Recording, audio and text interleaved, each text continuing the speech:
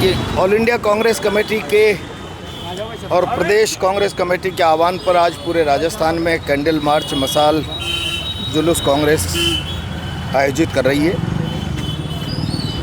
देश का प्रजातंत्र खतरे में।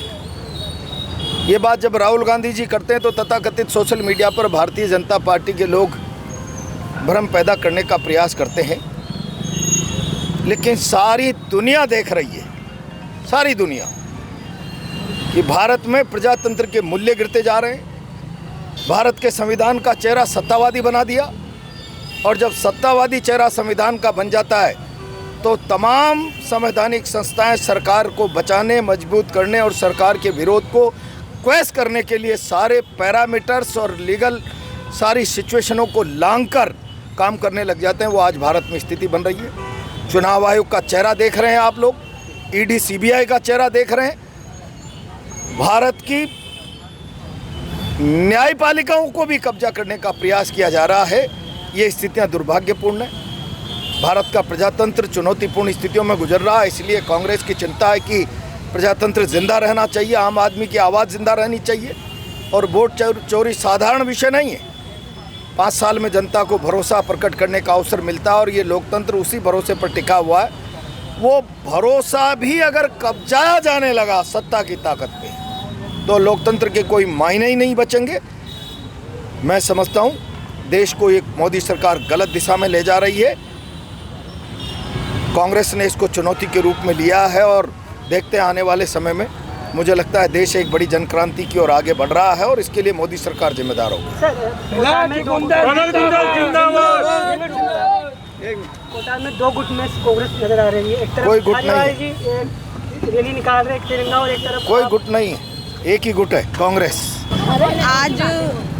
आज जिस तरीके से मशाल यात्रा निकाली गई है, विरोध प्रदर्शन किया गया है, हम सब ने मिलकर यहाँ पे जो वोट चोर हैं उनका चेहरा सामने लाए हैं कि किस तरीके से ये वोट चोर करते हैं। हमारे माननीय नेता राहुल गांधी जी ने इनका चेहरे सामने लाए हैं असली। एक तरफ तो पूरे विश्व में लोकतंत्र की ताकत बने हुए हैं, दूसरी तरफ जहाँ चुनाव आयोग निष्पक्ष होना चाहिए वहाँ पर वो उनका सेवक बने हुए हैं राजस्थान सरकार, केंद्र सरकार की।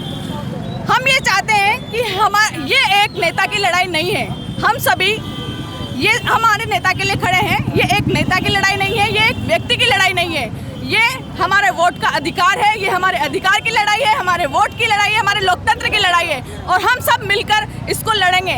एक दिन ऐसा आएगा, अगर हम यहाँ विरोध प्रदर्शन नहीं किया, हम विरोध में नहीं बोले, तो हमारे बोलने का अधिकार भी छीन लिया जाएगा, और हम इस चीज़ को नहीं सहेंगे। अभी रिसेंटली हमें पता चला था, हमने न्यूज़पेपर में पढ़ा था, ईवीएम में सुप्रीम कोर्ट ने ईवीएम खुलवाई, उसमें जब वोट गिनती हुई तो हारा हुआ प्रत्याशी जीता है। ये इस तरीके की धांधली करते हैं। जब ईवीएम में कर सकते हैं तो लिस्टों में क्यों नहीं कर सकते, और हम इस फर्जीवाड़े को उजागर करके रहेंगे। श्री राहुल गांधी जी ने जो भाजपा का चेहरा सामने, देश के सामने लाए हैं, जो लोकतंत्र की पहली सीढ़ी होते हैं चुनाव, उन चुनावों को डैमेज करने का काम हमारे प्रधानमंत्री नरेंद्र मोदी जी ने किया है। और ये वोट चोरी करके दोबारा सत्ता में जो आए हैं, इस मुद्दे को राहुल गांधी जी ने भारत की सड़कों पे लड़ने का काम कांग्रेस के सभी बब्बरशेर कार्यकर्ताओं को दिया है। आज उसी को लेकर कोटा देहात व शहर के सभी कार्यकर्ताओं ने एक मशाल जुलूस करके इनका विरोध प्रदर्शन कर, साथ ही महिला कांग्रेस ने यहाँ पर कैंडल मार्च निकाल के इसका विरोध किया है।